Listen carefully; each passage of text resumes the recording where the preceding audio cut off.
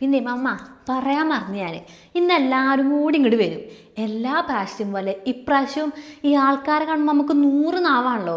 അതിൻ്റെ ഇടയിൽ കൂടെ എൻ്റെ കുറ്റം മാത്രം പറയരുത്.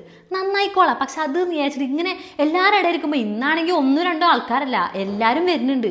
എല്ലാവരും ഇടയിൽ വെച്ചിട്ട് നാണം കെടുത്താൻ നിൽക്കരുത്. ഞാൻ എപ്പോഴും എന്നോട് എൻ്റെ കുറ്റം പറഞ്ഞത് എന്താ? ഇപ്പം എല്ലാവരും വരുമ്പോൾ എൻ്റെ കുറ്റം ഇങ്ങനെ പറയലൊക്കെ എൻ്റെ പണി. ഇക്കാരണം എൻ്റെ മക്കളെ ചെറുതാക്കണ പരിപാടി നിൽക്കുക ഇഷ്ടമല്ല. ഞാനൊന്നും കുറ്റം പറയില്ല.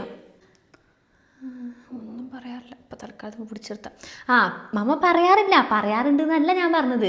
ആക്ച്വലി എല്ലാവരെയും കാണുമ്പോൾ നമുക്ക് കുറച്ച് മോട്ടിവേഷൻ തരൽ കൂടില്ല. ഞാൻ ആ സഭയൊക്കെ ചാടിയ അപ്പം കുറച്ച് മോട്ടിവേഷൻ തരാറില്ലേ, അത് വേണ്ടാന്നാ പറഞ്ഞത്. എനിക്ക് ഒറ്റയ്ക്ക് എൻ്റെ റൂമിൽ കൊണ്ടേ തന്നോളി, വിഷയമല്ല, അത്ര ഉദ്ദേശിച്ചിട്ടുള്ളൂ.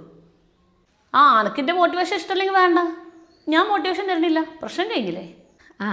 എന്തോ ആയിക്കോട്ടെ, പറഞ്ഞ പോലെ ചെയ്താൽ മതി. മോട്ടിവേഷനും വേണ്ട, ഒന്നും വേണ്ട. എൻ്റെ പേരേ അവിടെ എടുത്ത് പറയണ്ട.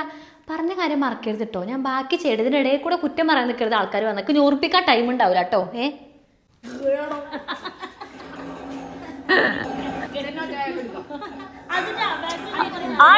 ഭയങ്കര തമാശയായിരുന്നു. കൊറേ ദിവസം ചിരിച്ചിട്ടില്ലേ? ഇന്നോ ഒരു ചായ ഉണ്ടാക്കി പടി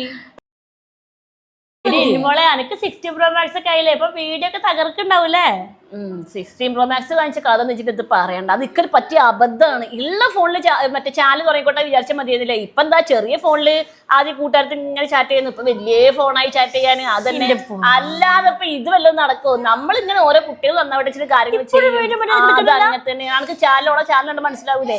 ഇത് ഞാനിത് ഇങ്ങനെ പറയാ അപ്പോൾ ഇങ്ങോട്ട് വന്ന എന്താണ്? ഞാൻ മലയാളത്തെ കുറച്ചൊരു 5 മിനിറ്റ് മുമ്പല്ലേ പറഞ്ഞ എല്ലാരും വന്നിട്ട് കുറ്റം പറയാൻ നിൽക്കരുത്. ഞാനത് കുറ്റം പറഞ്ഞു. പിന്നെ ആ പറഞ്ഞൊന്നും കുറ്റല്ലേ? അതാ ഉദ്ദേശിച്ചത്. അതെ, നല്ല ഉള്ളതാ പറഞ്ഞത്. ഉള്ള പറയാനേ ഒരാളെയും പേടില്ല.